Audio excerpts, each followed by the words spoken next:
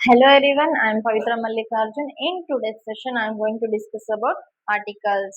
ಇದೇ ಮೊದಲನೇ ಬಾರಿಗೆ ನನ್ನ ಚಾನಲ್ ಅನ್ನ ನೋಡ್ತಾ ಇದ್ರೆ ಸಬ್ಸ್ಕ್ರೈಬ್ ಮಾಡೋದನ್ನ ಮರಿಬೇಡಿ. ಈ ಕ್ಲಾಸ್ ಹೆಂಗ್ ಅನಿಸ್ತು ಅಂತ ಹೇಳ್ಬಿಟ್ಟು ಕ್ಲಾಸ್ ನ ಕೊನೆಯಲ್ಲಿ ಲೈಕ್ ಮಾಡಿ, ಏನಾದ್ರೂ ಹೇಳ್ಬೇಕು ಅಂತ ಇದ್ರೆ ಕಮೆಂಟ್ ನ ಮೂಲಕ ತಿಳಿಸಿ. ಓಕೆ, ಆರ್ಟಿಕಲ್ಸ್ ಅಂತಂದ್ರೆ ಏನಿದೆ?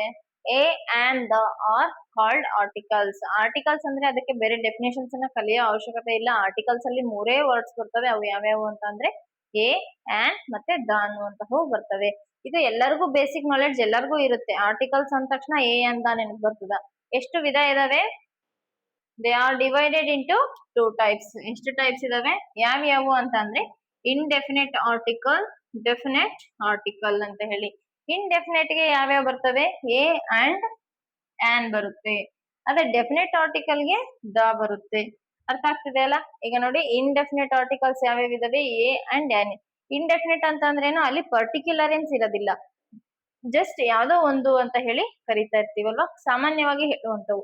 ಅದೇ ಡೆಫಿನೆಟ್ ಆರ್ಟಿಕಲ್ ಅಂದ್ರೆ ನಾವು ಫಿಕ್ಸ್ಡ್ ಆಗಿ ಹೇಳ್ಬೇಕು, ಡೆಫಿನೆಟ್ ಆಗಿ ಹೇಳ್ಬೇಕು, ಖಚಿತವಾಗಿ ಹೇಳ್ಬೇಕಲ್ವಾ, ಆ ರೀತಿಯಾಗಿ ಇರುವಂತವು ಡೆಫಿನೆಟ್ ಆರ್ಟಿಕಲ್ಸ್ ಆಗ್ತವೆ. ಈಗ ನೋಡಿ, ಎಕ್ಸಾಂಪಲ್ಸ್ ನ ಮುಖಾಂತರವಾಗಿ ನಾನು ನಿಮಗೆ ಒಂದು ಎಕ್ಸಾಂಪಲ್ ತಗೊಂಡಿದ್ದೀನಿ. ಇದರ ಮುಖಾಂತರವಾಗಿ ಅರ್ಥ ಮಾಡ್ಕೊಳ್ಳಿ. It is dash pen. ಏನಾಗುತ್ತೆ ನಿಮಗೆ ಆನ್ಸರು? ಇದಕ್ಕೆ ಆನ್ಸರ್ ಮಾಡೋದಕ್ಕಿಂತ ಮುಂಚೆ ಇನ್ನೊಂದು ಕಾನ್ಸೆಪ್ಟ್ ಅನ್ನ ಕ್ಲಿಯರ್ ಮಾಡ್ಕೊಳ್ಳಿ. ಇದಕ್ಕೆ ಎ ಅಥವಾ ಆನ್ ಅನ್ನೋದು ಬರ್ಬೇಕಾಗುತ್ತೆ. ಯಾಕೆ ಅಂದ್ರೆ ಪೆನ್ ಅಂತ ಕೊಟ್ಟಿದ್ದಾರೆ, ಪೆನ್ಸ್ ಅಂತ ಕೊಟ್ಟಿಲ್ಲ, ಸೊ ಸಿಂಗ್ಯುಲರ್ ಇದೆ. ಎ ಅಂಡ್ ಆನ್ ಅನ್ನುವಂಥದ್ದು ಏನನ್ನ ಸೂಚಿಸ್ತದ? ಸಿಂಗ್ಯುಲರ್ ಅಂದ್ರೆ ಒನ್ ಇದೆ, ಓನ್ಲಿ ಒನ್ ಇದೆ, ಅಲ್ಲಿ ಒನ್ ಐಟಮ್ ಇದೆ, ಒನ್ ಥಿಂಗ್ ಇದೆ, ಒನ್ ಆಬ್ಜೆಕ್ಟ್ ಇದೆ ಅಂತ ಹೇಳಿ ತಿಳಿಸ್ತದ. ಎ ಅಂದ್ರೆ ಒಂದ್ ಅಂತ ಅರ್ಥ, ಆನ್ ಅಂತಂದ್ರೂ ಕೂಡ ಒಂದು ಅಂತ ಅರ್ಥ. ಆದ್ರೆ ಇವುಗಳನ್ನ ಎಲ್ಲೆಲ್ಲಿ ಯೂಸ್ ಮಾಡ್ಬೇಕು ಅನ್ನೋದು ನಾವು ಅರ್ಥ ಮಾಡ್ಕೊಳ್ಬೇಕಾಗುತ್ತೆ. ಎ ಅನ್ನುವಂಥದ್ದನ್ನ ನಾವು ಕಾನ್ಸೊನೆಂಟ್ ಸೌಂಡ್ಸ್ ಇದ್ದಾಗ ಅದರ ಹಿಂದ್ಗಡೆ ಎ ಅನ್ನುವಂತಹ ಆರ್ಟಿಕಲ್ ಅನ್ನ ಬಳಸ್ತೇವೆ. ಆನ್ ಅನ್ನುವಂಥದ್ದು ಓವೆಲ್ ಸೌಂಡ್ ಇದ್ದಾಗ ಆ ರೀತಿಯ ಪದಗಳ ಹಿಂದ್ಗಡೆ ಬಳಸ್ತೀವಿ. ಎಸ್ಪೆಷಲಿ ಈ ರೀತಿಯಾಗಿರುವಂತಹ ಆರ್ಟಿಕಲ್ಸ್ ಅನ್ನ ಯಾವ ಒಂದು ವರ್ಡ್ಸ್ ಗಳ ಹಿಂದೆ ಬಳಸ್ತೀವಿ? ಎಸ್, ಎಕ್ಸಾಕ್ಟ್ಲಿ ನೌನ್ಗಳ ಹಿಂದ್ಗಡೆ ನಾವು ಈ ಒಂದು ವರ್ಡ್ಸ್ ಅನ್ನ ಬಳಸ್ತೀವಿ ಅಂತ ನಿಮ್ಗೆ ನೆನಪಿರ್ಬೇಕು. ಎ ಅಂಡ್ ಆನ್ ಒಂದೇ ಮೀನಿಂಗ್ ಇದೆ, ಅದು ಒಂದು ಅನ್ನುವಂತಹ ಅರ್ಥವನ್ನ ಕೊಡುತ್ತೆ. ನಂಬರ್ ಒನ್ ಅಂತ ತಿಳಿಸ್ತದೆ. ನಂಬರ್ ಒನ್ ಅಂದ್ರೆ ಫಸ್ಟ್ ಅಂತ ಅಲ್ಲ, ಒಂದಿದೆ, ಅಲ್ಲಿ ಒನ್ ಆಬ್ಜೆಕ್ಟ್ ಇದೆ. ಈಗ ನೋಡಿ, ಐ ಹ್ಯಾವ್ ಎ ಮಾರ್ಕರ್ ಅಂದ್ರೆ ನನ್ನ ಹತ್ರ ಒಂದು ಮಾರ್ಕರ್ ಇದೆ ಅಂತ, ಒಂದು ಮಾರ್ಕರ್ ಇದೆ ಅಂತ ಹೇಳೋದಕ್ಕೆ ನಾವು ಎ ಅಥವಾ ಆನ್ ಅನ್ನ ಬಳಸ್ಕೊಳ್ತೇವೆ. ಈಗ ಕಾನ್ಸೊನೆಂಟ್ ಲೆಟರ್ ಅಲ್ಲ ನಾನು ಹೇಳ್ತಾ ಇರೋದು, ಸೌಂಡ್ ಬರ್ಬೇಕು. ಓವೆಲ್ ಅಂತ ಕೂಡ letter, A E I O U ಇದ್ರೆ ನೀವು ಅದಕ್ಕೆ ಆನ್ ಬರ್ದು ಬಿಡ್ರಿ ಅಂತ ಹೇಳ್ತಿರ್ತೀವಲ್ವಾ, ಸಣ್ಣ ಮಕ್ಕಳಿಗೆ ಆ ರೀತಿ ಕಲ್ಸ್ಕೊಟ್ಟಿರ್ತಾರೆ. ಆದ್ರೆ ಅದು ಎಲ್ಲಾ ಟೈಮ್ಗೂ ಕರೆಕ್ಟ್ ಆಗೋದಿಲ್ಲ. ಕೆಲವು ಟಿಪಿಕಲ್ ಇರ್ತವ ವರ್ಡ್ಸ್, ಅವುಗಳಿಗೋಸ್ಕರ ನಾವು ಸೌಂಡ್ ಅಂತಾನೆ ಮೆನ್ಷನ್ ಮಾಡ್ಬೇಕು. ಓವೆಲ್ ಸೌಂಡ್ಸ್ ವರ್ಡ್ಸ್ ಏನಿರ್ತಾವಲ್ವಾ ಅದರ ಹಿಂದ್ಗಡೆ ಆನ್ ಅಂತ ಬಳಸ್ಬೇಕು. ಕೆಲವು ಕಡೆ ಕಾನ್ಸನೆಂಟ್ ಲೆಟರ್ ಇರುತ್ತೆ, ಆದ್ರೆ ಓವೆಲ್ ಸೌಂಡ್ ಕೊಡ್ತಾ ಇರುತ್ತೆ. ಕೆಲವು ಕಡೆ ಓವೆಲ್ ಲೆಟರ್ ಇರುತ್ತೆ, ಕಾನ್ಸನೆಂಟ್ ಸೌಂಡ್ ಕೊಡ್ತಾ ಇರುತ್ತೆ. ಈ ರೀತಿಯಾಗಿದ್ದಾಗ ಕಾನ್ಸನೆಂಟ್ ಸೌಂಡ್ ಬಂದಾಗ ನಾವು ಎ ಅಂತ ಬಳಸ್ಬೇಕು, ಓವೆಲ್ ಸೌಂಡ್ ಇದ್ದಾಗ ಆನ್ ಅನ್ನ ಬಳಸ್ಬೇಕು. ಇದನ್ನ ಕ್ಲಿಯರ್ ಮಾಡ್ಕೊಳ್ಳಿ. ಈಗ ಇದರ ಬೇಸ್ ಮೇಲೆ ಆನ್ಸರ್ ಮಾಡಿ. It is dash pen. ಇಲ್ಲಿ ದ ಬರಲ್ಲ. ಯಾಕೆ ಅಂತ ಅಂದ್ರೆ ದ ಅನ್ನುವಂಥದ್ದು ಪ್ಲೂರಲ್ ಗಳ ಹಿಂದ್ಗಡೆ, ಮತ್ತೆ ಪೆನ್ ಅನ್ನುವಂಥದ್ದು ಸಾಮಾನ್ಯವಾಗಿ ಇಲ್ಲಿ ಯಾವ ಪೆನ್ ಅಂತ ಮೆನ್ಷನ್ ಮಾಡಿಲ್ಲ, ಸಾಮಾನ್ಯವಾಗಿ ಯಾವುದೋ ಒಂದು ಪೆನ್ ಅಂತ ಹೇಳ್ಬೇಕು. ಅದಕ್ಕೋಸ್ಕರವಾಗಿ ಇಲ್ಲಿ ಎ ಬರಿಬೇಕಾ ಆನ್ ಬರಿಬೇಕಾ? ಇಲ್ಲಿ ಒಂದೇ ಪೆನ್ ಇದೆ ಅಂತ ಕ್ಲಿಯರ್ ಆಯ್ತು ನಮ್ಗೆ. ಈಗ ಆನ್ಸರ್ ಎ ಆಗುತ್ತಾ ಆನ್ ಆಗುತ್ತೋ? ಎಸ್, ಆ ಪೆನ್ ಅಂತ ಆಗುತ್ತೆ. ಯಾಕೆ? ಇಲ್ಲಿ ಪಿ ಅನ್ನುವಂತಹ ಲೆಟರ್ ಇಂದ ಈ ಒಂದು ನೌನ್ ಸ್ಟಾರ್ಟ್ ಆಗಿದೆ. ಪೆನ್ ಅಂದ್ರೆ ನೌನ್ ಅಲ್ವಾ, ನೌನ್ಗಳ ಹಿಂದೆನೆ ನಾವು ಆರ್ಟಿಕಲ್ಸ್ ಅನ್ನ ಬಳಸ್ತೇವೆ. ಓಕೆ, ಪಿ ಅನ್ನೋದು, ಈಗ ಪಿ ಅನ್ನೋದು ಕಾನ್ಸನೆಂಟ್ ಲೆಟರೋ ಅಥವಾ ಓವೆಲ್ ಲೆಟರು? ಎಸ್, ಇದು ಕಾನ್ಸನೆಂಟ್ ಲೆಟರ್ ಆಗಿದೆ. ವಿತ್ ಸೌಂಡ್ ಕೂಡ ಏನಾಗಿದೆ? ಕಾನ್ಸನೆಂಟ್ ಆಗಿದೆ. ಅದಕ್ಕೋಸ್ಕರವಾಗಿ ನಾನು ಎ ಅನ್ನ ಬರ್ದಿದ್ದೀನಿ.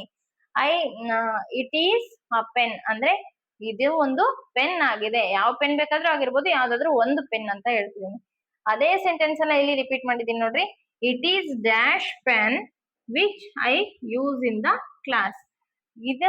ಇದು ಒಂದು ಪೆನ್, ಇದೇ ಪೆನ್ ಅನ್ನ ನಾನು ಕ್ಲಾಸ್ ರೂಮ್ ಅಲ್ಲಿ ಯೂಸ್ ಮಾಡ್ತೀನಿ. ಈಗ ಪರ್ಟಿಕ್ಯುಲರ್ ಆಗಿ ಹೇಳ್ತಿದ್ದೀನಲ್ಲ, ನನ್ನ ಹತ್ರ ಇರೋದು ಇದು ಒಂದೇ ಮಾರ್ಕರ್, ಇದನ್ನೇ ನಾನು ಕ್ಲಾಸ್ ರೂಮ್ ಅಲ್ಲಿ ಯೂಸ್ ಮಾಡ್ತಿದ್ದೀನಿ ಅಂತ ಹೇಳ್ಬೇಕು. ಅವಾಗ ದ ಪೆನ್ ಆಗುತ್ತೆ. ದ ಯಾಕೆ?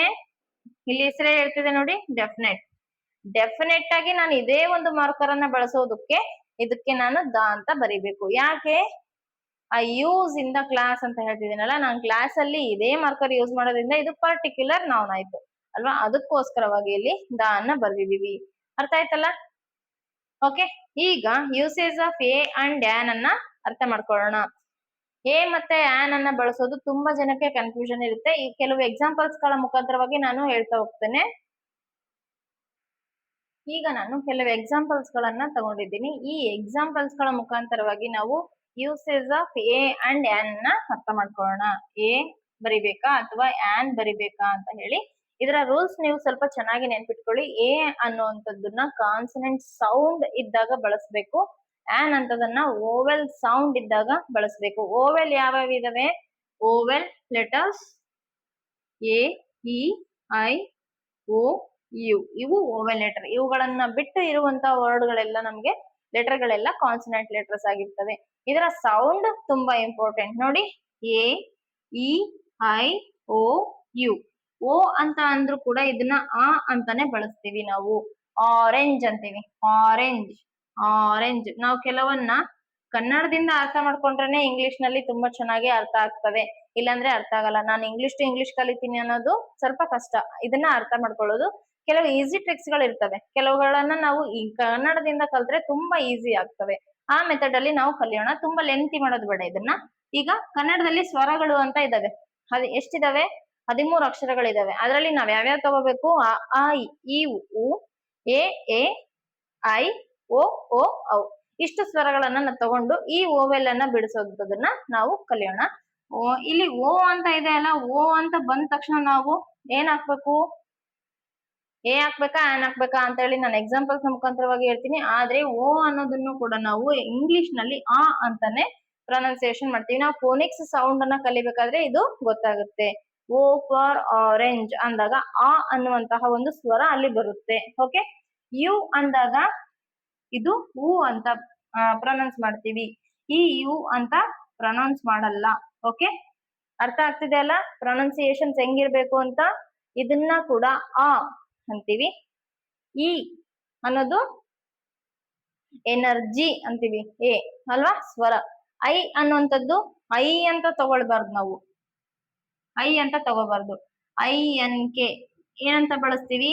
ಇಂಕ್ ಅಲ್ವಾ. ಇಲ್ಲಿ ನೋಡಿ ಇ ಅನ್ನುವಂತಹ ಲೆಟರ್ ಬಂತು. ಇದರ ಮೂಲಕವಾಗಿ ಇದು ಇ ಆಯ್ತು ಅಲ್ವಾ. ಈ ರೀತಿಯಾಗಿ ನಾವು ಆ, ಇ, ಉ ಅನ್ನುವಂತ ಸ್ವರಗಳು ಬಂದ್ರೆ ಮಾತ್ರ ಆನ್ ಅನ್ನ ಬಳಸಬೇಕು ಅಂತ ಅರ್ಥ ಮಾಡ್ಕೊಳ್ರಿ. ಇಷ್ಟು ಕ್ಲಿಯರ್ ಆಯ್ತಲ್ಲ? ಓಕೆ, ಈಗ ಈ ಒಂದು ಎಕ್ಸಾಂಪಲ್ಸ್ ಗಳನ್ನ ಬಿಡಿಸ್ತಾ ಹೋಗೋಣ. ಗರ್ಲ್ ಅನ್ನುವಂಥದ್ದು ಯಾವ ಲೆಟರ್ ಇಂದ ಸ್ಟಾರ್ಟ್ ಆಗಿದೆ? ಜಿ. ಸೊ ಇದು ಕಾನ್ಸನೆಂಟ್ ಲೆಟರ್ ಆಗಿದೆ. ಮತ್ತೆ ಪ್ರೊನೌನ್ಸಿಯೇಷನ್ ಏನಾಗಿದೆ? ಜ ಆಗಿದೆ. ಸೊ ಇದಕ್ಕೆ ಓವೆಲ್ ಲೆಟರ್ ಅಂತ ಕರಿತೀವಾ? ಇಲ್ಲ. ಸೊ ಕಾನ್ಸನೆಂಟ್ ಲೆಟರ್ ಆಗಿದೆ. ಕಾನ್ಸನೆಂಟ್ ಸೌಂಡ್ ಬರ್ತಿದೆ, ಅದಕ್ಕೋಸ್ಕರ ಗರ್ಲ್ ಅಲ್ವಾ. ಯಾವುದೋ ಒಬ್ಬ ಹುಡುಗಿ. ಟೀಚರ್ ಅಂತ ಇದೆ, ಟಿ ಅಂತ ಇದೆ. ಟಿ ಅನ್ನುವಂಥದ್ದು ಕಾನ್ಸನೆಂಟ್ ಓವೆಲ್ಲೋ? ಎಸ್, ಕಾನ್ಸನೆಂಟ್ ಆಗಿರೋದ್ರಿಂದ ಅಲ್ಲಿ ಒಬ್ಬ ಟೀಚರ್ ನ ಹೇಳ್ತಿದ್ದಾರೆ, ಅದಕ್ಕೋಸ್ಕರ ಎ ಅಂತ ಬರಿತಾ ಇದ್ದೀವಿ. Tall man, as it is T ಬಂದಿದೆ, ಅದಕ್ಕೋಸ್ಕರ ಎ ಟಾಲ್ ಮ್ಯಾನ್.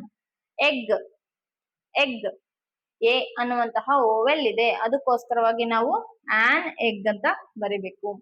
ಇದು ಹಾನೆಸ್ಟ್ ಅಂತ ಪ್ರೊನೌನ್ಸ್ ಮಾಡ್ತೀರಾ ಅಥವಾ ಆನೆಸ್ಟ್ ಅಂತೀರಾ? ಇದು ಹಾನೆಸ್ಟ್ ಆಗುತ್ತಾ ಅಥವಾ ಆನೆಸ್ಟ್ ಆಗುತ್ತಾ? ಎಸ್, ಇದಕ್ಕೆ ಇದು ಆಗಲ್ಲ. ಹಾನೆಸ್ಟ್ ಅಲ್ಲ, ಅದು ಆನೆಸ್ಟ್. ಅದಕ್ಕೋಸ್ಕರವಾಗಿ ನಾವು ಹೆಚ್ಚು ಸೈಲೆಂಟ್ ಆಗುತ್ತೆ. ಈ ಒಂದು ಓ ಇಂದ ಈ ಒಂದು ವರ್ಡ್ ಸ್ಟಾರ್ಟ್ ಆಗುತ್ತೆ. ಕೆಲವು ಸೈಲೆಂಟ್ ಹೆಚ್ಚು ಇರ್ತವೆ, ಅದನ್ನ ನಾವು ಅಬ್ಸರ್ವ್ ಮಾಡ್ಬೇಕಾಗುತ್ತೆ. ಓಕೆ, ಆನೆಸ್ಟ್ ಅಲ್ಲ, ಇದು ಆನೆಸ್ಟ್. ಅದಕ್ಕೋಸ್ಕರ ಆನ್ ಆನೆಸ್ಟ್ ಆಗುತ್ತೆ. ಯೂಸ್ಫುಲ್, ಇದನ್ನ ಹೆಂಗ್ ಪ್ರೊನೌನ್ಸ್ ಮಾಡ್ತೀರಾ? ಯೂಸ್ಫುಲ್ ಅಂತೀರಾ ನೋಡಿ. ಯೂಸ್ಫುಲ್ ಅಲ್ಲ, ಯೂಸ್ ಯಾ ಅನ್ನುವಂತಹ ಬರ್ತಿದೆ, ಅದಕ್ಕೋಸ್ಕರ ಇದು ಸ್ವರ ಅಲ್ಲ, ಇದು ಓವೆಲ್ ಅಲ್ಲ, ಕಾನ್ಸನೆಂಟ್ ಲೆಟರ್ ಆಗಿದೆ. ಅದಕ್ಕೋಸ್ಕರವಾಗಿ ನಾವು ಯು ಅಂತ ಓವೆಲ್ ಲೆಟರ್ ಇದ್ರೂ ಕೂಡ ಪ್ರೊನೌನ್ಸಿಯೇಷನ್ ಏನ್ ಬರ್ತಿದೆ? ಕಾನ್ಸನೆಂಟ್ ಲೆಟರ್ ಪ್ರೊನೌನ್ಸಿಯೇಷನ್ ಬರ್ತಿದೆ, ಅದಕ್ಕೋಸ್ಕರ ಎ ಯೂಸ್ಫುಲ್ ಅಂತ ಬರಿಬೇಕೇ ಹೊರತು ಆನ್ ಯು ಅನ್ನ ನೋಡ್ಬಿಟ್ಟು ನಾವು ಆನ್ ಅಂತ ಬರ್ದ್ಬಿಟ್ರೆ ಅದು ಟೋಟಲ್ ರಾಂಗ್ ಆಗುತ್ತೆ. ಒನ್ ಇದನ್ನ ಒನ್ ಅಂತಿರೋ ಅಥವಾ ಒನ್ ಅಂತಿರೋ, ಒನ್ ಅಂತಿರೋ ಒನ್ ಅಂತಿರೋ, ಎಸ್ ಈ ಒನ್ ಅನ್ನ ಬಳಸೋದಿಲ್ಲ, ಒನ್ ಅಂತೀವಿ. ಇದು ಕಾನ್ಸನೆಂಟ್ ಲೆಟರ್ ಆಗಿದೆ, ಅದಕ್ಕೋಸ್ಕರವಾಗಿ ನಾವು ಇಲ್ಲಿ ಎ ಒನ್ ಅಂತ ಬರಿಬೇಕು. ಎ ಒನ್ ಅಂತ ಎಲ್ಲೂ ಬರೋದಿಲ್ಲ, ಒನ್ ಅಂದ್ರೇನೆ ನಂಬರ್ ಒನ್ ಆಗಿರ್ತದಲ್ಲ, ಅದಕ್ಕೋಸ್ಕರವಾಗಿ ನಾನು ಎಕ್ಸಾಂಪಲ್ಸ್ಗೋಸ್ಕರ ಇದನ್ನ ತಗೊಂಡಿರುವಂತದ್ದು. ಓಕೆ, ಈ ಓ ಅನ್ನುವಂಥದ್ದು ಯಾವ ರೀತಿ ನಮಗೆ ಪ್ರೊನೌನ್ಸ್ ಬರಬೇಕು, ಆ ಅನ್ನುವಂತ ಪ್ರೊನೌನ್ಸಿಯೇಷನ್ ಅಲ್ಲಿ ಬಂದ್ರೆ ಅದು ರೈಟ್ ಅಂತ ಅರ್ಥ. ಯೂನಿವರ್ಸಿಟಿ, ಯೂನಿವರ್ಸಿಟಿ ಅಂತ ಪ್ರೊನೌನ್ಸ್ ಮಾಡ್ತೀವೋ ಅಥವಾ ಯೂನಿವರ್ಸಿಟಿ ಅಂತೀವೋ, ಇದು ಯು ಆಗುತ್ತೆ. ಯೂನಿವರ್ಸಿಟಿ ಇದೆ ಯು ಇಲ್ಲಿ ಬರ್ದಿದ್ದೀನಲ್ಲ, ಈ ಯು ಇಂದ ಸ್ಟಾರ್ಟ್ ಆಗ್ತಿದೆ, ಅದಕ್ಕೆ ಇದು ಕಾನ್ಸನೆಂಟ್ ಲೆಟರ್ ಅಂತ ಕನ್ಸಿಡರ್ ಮಾಡ್ಬಿಟ್ಟು ನಾವು ಇದಕ್ಕೆ ಆ ಯೂನಿವರ್ಸಿಟಿ ಅಂತ ಮೆನ್ಷನ್ ಮಾಡಬೇಕು. NCC ಅನ್ನುವಂತಹ ವರ್ಡ್ ಯಾವ ರೀತಿ ಪ್ರೊನೌನ್ಸ್ ಆಗ್ತಿದೆ, ಎನ್. ಈಗ ನೋಡಿ ಎ ಅನ್ನುವಂಥದ್ದು ಓವೆಲ್ ಅಲ್ವಾ, ಅದಕ್ಕೋಸ್ಕರವಾಗಿ ನಾವು ಇದಕ್ಕೆ ಎ ಬರಿಬೇಕು, ಆನ್ ಬರಿಬೇಕು, ಆನ್ NCC. ಯಾಕೆ ಇಲ್ಲಿ ಎ ಇಂದ ಸ್ಟಾರ್ಟ್ ಆಗಿದೆ. ಓಕೆ, ಎಕ್ಸ್-ರೇ ಇದು ಸೇಮ್ ನೋಡಿ, ಎಕ್ಸ್-ರೇ ಎ ಅನ್ನುವಂತಹ ಸ್ವರ ಅಕ್ಷರ ಅಥವಾ ಓವೆಲ್ ಸೌಂಡ್ ಇಂದ ಸ್ಟಾರ್ಟ್ ಆಗಿರೋದ್ರಿಂದ ಆನ್ ಎಕ್ಸ್-ರೇ ಅಂತ ಕರಿತೀವಿ. ಯೂಸ್ಫುಲ್, ಯೂಸ್ಫುಲ್, ಯೂಸ್ಫುಲ್ ಅಲ್ಲ ಯೂಸ್ಫುಲ್, ಅದಕ್ಕೋಸ್ಕರ ಇಲ್ಲಿ ನಾನು ಈಗಾಗಲೇ ಹೇಳಿದ್ದೀನಿ ಏನಾಗುತ್ತೆ ಎ, ಆ ಯೂಸ್ಫುಲ್ ಅಂತೀವಿ. ಓಕೆ, ಯೂನಿಟ್, ಯೂನಿಟ್ ಅಥವಾ ಯೂನಿಟ್, ಯೂನಿಟ್, ಅದಕ್ಕೋಸ್ಕರ ಇದು ಆನ್ ಯೂನಿಟ್ ಆಗಲ್ಲ, ಎ ಯೂನಿಟ್ ಆಗುತ್ತೆ, ಆ ಯೂನಿಟ್. ಯಂಗ್, ಅಂಗ್ ಆಗಲ್ಲ, ಇದು ಯಂಗ್ ಆಗುತ್ತೆ. ಸೊ ಕಾನ್ಸನೆಂಟ್ ಲೆಟರ್ ಕೂಡ ಇದೆ, ಕಾನ್ಸನೆಂಟ್ ಸೌಂಡ್ ಕೂಡ ಇದೆ, ಅದಕ್ಕೆ ಆ ಯಂಗ್ ಅಂತ ಬರಿತೀವಿ. ಡಾಗ್ ಅನ್ನುವಂಥದ್ದು ಕಾನ್ಸನೆಂಟ್ ಲೆಟರ್ ಇದೆ, ಕಾನ್ಸನೆಂಟ್ ಸೌಂಡ್ ಕೂಡ ಇದೆ, ಅದಕ್ಕೋಸ್ಕರ ಆ ಡಾಗ್ ಅಂತ ಬರಿತೀವಿ. ಈ ರೀತಿಯಾಗಿ ನಾವು ಎ ಮತ್ತೆ ಆನ್ ಅನ್ನ ಯೂಸ್ ಮಾಡ್ಬೇಕಾಗುತ್ತೆ. ಈಗ ಯೂಸೇಜ್ ಆಫ್ ದ ಅನ್ನ ನೋಡೋಣ. ದ ಅನ್ನ ಕಲಿಬೇಕಾದಾಗ ಡೆಫಿನೆಟ್ ಆರ್ಟಿಕಲ್ ಆಗಿರೋದ್ರಿಂದ ಇಲ್ಲಿ ತುಂಬಾ ರೂಲ್ಸ್ ಗಳಿದಾವೆ. ನಾನು ಪ್ರತಿಯೊಂದು ರೂಲ್ಸ್ ಅನ್ನು ಕೂಡ ಹೇಳೋ ಪ್ರಯತ್ನ ಮಾಡ್ತೀನಿ ಈಗ. ಓಕೆ, ಇವಾಗ ಯೂಸೇಜ್ ಆಫ್ ದ ಅನ್ನುವಂಥದ್ದನ್ನ ನೋಡೋಣ. ಯೂಸ್ ಮಾಡೋದು ಯಾವಾಗ ಅಂತ ನಾನು ಮೊದಲೇ ಹೇಳಿದ್ದೆ, ಡೆಫಿನೆಟ್ ಆರ್ಟಿಕಲ್ ದ ಆಗಿದೆ, ಅದಕ್ಕೋಸ್ಕರ ಡೆಫಿನೆಟ್ ಆಗಿರೋನ್ನ ನಾವು ದ ಅನ್ನುವಂತಹ ಒಂದು ಆರ್ಟಿಕಲ್ ಇಂದ ಸೂಚಿಸಬೇಕು. ದ ಅನ್ನ ಕೂಡ ನಾವು ನೌನ್ಸ್ ಗಳ ಹಿಂದ್ಗಡೆನೆ ಬಳಸುವಂತಹ ಒಂದು ವರ್ಡ್ ಆಗಿದೆ. ಓಕೆ, ಫಸ್ಟ್ನೇದಾಗಿ ನಾವು ದ ಅನ್ನ ಎಲ್ಲಿ ಬಳಸ್ತೀವಿ, ಹೋಲಿ ಬುಕ್ಸ್ ಹಿಂದ್ಗಡೆ ಬಳಸ್ತೀವಿ. Example, the Ramayana, the Bible, the Quran, the Bhagavad Gita, ಈ ರೀತಿಯಾಗಿ ಪ್ರತಿಯೊಂದು ಹೋಲಿ ಬುಕ್ಸ್ಗೆ, ರಿಲಿಜಿಯಸ್ ಬುಕ್ಸ್ಗೆ ಬಳಸ್ತೇವೆ. ಹಿಸ್ಟೋರಿಕಲ್ ಮ್ಯಾನುಮೆಂಟ್ಸ್ ನ ಹೇಳ್ಬೇಕಾದ್ರೆ, ಐತಿಹಾಸಿಕ ಸ್ಮಾರಕಗಳನ್ನ ಹೇಳ್ಬೇಕಾದಾಗ ತಾಜ್ ಮಹಲ್ ಅಂತ ಹೇಳ್ಬಾರ್ದು, ಅದ್ರ ಜೊತೆಗೆ ದ ಸೇರಿಸ್ಬೇಕು. The Taj Mahal, the Red Fort, the Gol Gumbaz, ಈ ರೀತಿಯಾಗಿ ಹೇಳ್ಬೇಕು. ಪೊಲಿಟಿಕಲ್ ಪಾರ್ಟೀಸ್ ಅನ್ನ ಹೇಳ್ಬೇಕಾದಾಗ ದ ಬಿಜೆಪಿ, ದ JDS, ಈ ರೀತಿಯಾಗಿ ಹೇಳ್ಬೇಕಾಗುತ್ತೆ. ಆರ್ಡಿನಲ್ಸ್ ಅಂದ್ರೇನು, ನಾವು 1ನೇ ತರಗತಿ 2ನೇ ತರಗತಿ ಈ ನೇ ಸೇರ್ಸ್ಕೊಂತ ಹೋಗ್ತೀವಲ್ಲ, ಆ ರೀತಿಯಾಗಿ ದ ಫಸ್ಟ್ ಅಂದ್ರೆ 1ನೇ ಪ್ಲೇಸ್ ಅಂತ ಹೇಳ್ಬಿಟ್ಟು, ದ ಲಾಸ್ಟ್ ಅಂತ ಹೇಳಿ, ಫಸ್ಟ್, ಸೆಕೆಂಡ್, ಲಾಸ್ಟ್, ಲೀಸ್ಟ್ ಇವೆಲ್ಲ ಕೂಡ ಬರ್ತವೆ. ನೆಕ್ಸ್ಟ್, ಡೇಸ್ ಆಫ್ ಇಂಪಾರ್ಟೆನ್ಸ್, ನಮಗೆ ಇಂಪಾರ್ಟೆಂಟ್ ಡೇಸ್ ಏನಾದ್ರು ಇದ್ರೆ ಅವುಗಳನ್ನ ನಾವು ಈ ಒಂದು ಸ್ಪೆಸಿಫಿಕ್ ನೌನ್ಸ್ ಆಗಿ ಕನ್ಸಿಡರ್ ಮಾಡ್ತೇವೆ. ನನ್ ಬರ್ಡೇ ಇರುವಂತದ್ದು ನನಗೆ ಪರ್ಟಿಕ್ಯುಲರ್ ಅಲ್ವಾ, ಈ ರೀತಿಯಾಗಿ ರಿಪಬ್ಲಿಕ್ ಡೇ ಅನ್ನೋದು ಸಾರ್ವತ್ರಿಕವಾಗಿ ಎಲ್ಲರಿಗೂ ಪರ್ಟಿಕ್ಯುಲರ್ ಆಗಿದೆ, ಅದಕ್ಕೋಸ್ಕರ the republic day, the independence day ಅಲ್ವಾ, ಇವುಗಳು. ನೆಕ್ಸ್ಟ್, ಗ್ರೂಪ್ ಆಫ್ ಐಲ್ಯಾಂಡ್ಸ್, ದ್ವೀಪಗಳು, ಮತ್ತೆ ಮೌಂಟೇನ್ಸ್, ರೇಂಜಸ್, ಕಣಿವೆಗಳು. ಎಂತ ಕಣಿವೆಗಳು, ಮೌಂಟೇನ್ ರೇಂಜಸ್ ಅಂತ ಹೇಳಿ ಕರಿತೀವಿ. ಅದಕ್ಕೆ ಎಕ್ಸಾಂಪಲ್ ದ ಅಂಡಮಾನ್ಸ್ ಮತ್ತೆ ದ ಹಿಮಾಲಯಾಸ್. ಹಿಮಾಲಯ ಪರ್ವತ ಶ್ರೇಣಿಗಳು ಇರಬೇಕು. ಒಂದೇ ಒಂದು ಗುಡ್ಡ ಇದ್ರೆ ಅದನ್ನ ನಾವು ದ ಅಂತ ಹೇಳೋದಿಲ್ಲ, ಬಹಳಷ್ಟು ಗುಡ್ಡಗಳು, ಬಹಳಷ್ಟು ಪರ್ವತ ಶ್ರೇಣಿಗಳನ್ನ ಸೇರ್ಕೊಂಡಿರ್ಬೇಕು, ಬಹಳಷ್ಟು ದ್ವೀಪಗಳಿರ್ಬೇಕು, ಅವಾಗ ನಾವು ಅದಕ್ಕೆ ಸೇರಿಸಿ ಅಂಡಮಾನ್ಸ್ ಅಂತೀವಿ, ಹಿಮಾಲಯಾಸ್ ಅಂತೀವಿ. The Himalayas, the Andamans, the Alps, ಈ ರೀತಿಯಾಗಿ ಕರಿತೀವಿ. ನೇಮ್ಸ್ ಆಫ್ ಬ್ಯಾಂಕ್ಸ್, ಬ್ಯಾಂಕ್ಸ್ ಗಳ ಹೆಸರುಗಳನ್ನ ಹೇಳ್ಬೇಕಾದಾಗ ಸ್ಪೆಸಿಫಿಕ್ ಆಗಿ ಹೇಳ್ಬೇಕು. ಯಾವ ರೀತಿಯಾಗಿ, the SBI bank, the IOB bank, ಈ ರೀತಿಯಾಗಿ. ಯುನೀಕ್ ಥಿಂಗ್ಸ್ ಅಂದ್ರೆ ಈ ಒಂದು ಪ್ರಪಂಚದಲ್ಲಿ ಇರುವಂತಹ ಯುನೀಕ್ ಥಿಂಗ್ಸ್ ಗಳನ್ನ ನಾವು ರೀಪ್ಲೇಸ್ ಮಾಡ್ಲಿಕ್ಕೆ ಬರಬಾರ್ದು. ಆ ರೀತಿಯಾಗಿರುವಂತಹ ಯುನೀಕ್ ಥಿಂಗ್ಸ್ ಯಾವ್ಯಾವ ಇದಾವೆ? The sun, the moon etcetera. ಈ ರೀತಿಯಾಗಿ ನಾವು ದ ಅನ್ನ ಬಳಸ್ತೀವಿ. ನಾನು ಇಲ್ಲಿ ಒಂದಷ್ಟು ತಗೊಂಡಿದ್ದೀನಿ, ಇನ್ನು ಒಂದ್ 2-3 ಪಾಯಿಂಟ್ಸ್ ಬಿಟ್ಟೋಗಿರ್ತವೆ, ಅದನ್ನ ನಾನು ನೆಕ್ಸ್ಟ್ ಕ್ಲಾಸ್ ಅಲ್ಲಿ ಹೇಳೋ ಪ್ರಯತ್ನವನ್ನ ಮಾಡ್ತೀನಿ. ಇಷ್ಟಾಗಿತ್ತು ಆರ್ಟಿಕಲ್ಸ್ ಕ್ಲಾಸ್. ನಿಮ್ಮ 10th ಎಕ್ಸಾಮಿಗೆ ಆರ್ಟಿಕಲ್ಸ್ ಮೇಲೆ ಒಂದು ಕ್ವಶನ್ ಕಂಪಲ್ಸರಿ ಆಗಿ ಇರುತ್ತೆ. ಇದನ್ನ ನಾನು ತುಂಬಾ ಈಸಿ ಮೆಥಡ್ ಅಲ್ಲಿ ಹೇಳ್ಕೊಟ್ಟಿದ್ದೀನಿ, ತುಂಬಾ ಕಡಿಮೆ ಮಿನಿಟ್ಸ್ ಅಲ್ಲಿ ಹೇಳ್ಕೊಟ್ಟಿದ್ದೀನಿ. ಇದನ್ನ ನೋಡಿ ಕಲ್ತ್ರೆ ನಿಮಗೆ 1 ಮಾರ್ಕ್ಸ್ ಫಿಕ್ಸ್ ಬರುತ್ತೆ. Okay, thank you for watching. ಅದಕ್ಕಿಂತ ಮುಂಚೆ ನನ್ನ ಚಾನಲ್ಗೆ ಸಬ್ಸ್ಕ್ರೈಬ್ ಮಾಡಿಲ್ಲ ಅಂದ್ರೆ ಸಬ್ಸ್ಕ್ರೈಬ್ ಮಾಡ್ಕೊಳ್ಳಿ. ಈ ಒಂದು ಕ್ಲಾಸ್ ನಿಮ್ಗೆ ಇಷ್ಟ ಆದ್ರೆ ಲೈಕ್ ಮಾಡಿ, ನಿಮ್ಮ ಫ್ರೆಂಡ್ಸ್ಗೆ ಶೇರ್ ಕೂಡ ಮಾಡಿ. ಇನ್ನೂ ಏನಾದ್ರೂ ಡೌಟ್ಸ್ ಇದ್ರೆ ಕಮೆಂಟ್ ನ ಮೂಲಕ ನನಗೆ ಕ್ವಶನ್ ಮಾಡಿ. Thank you for watching.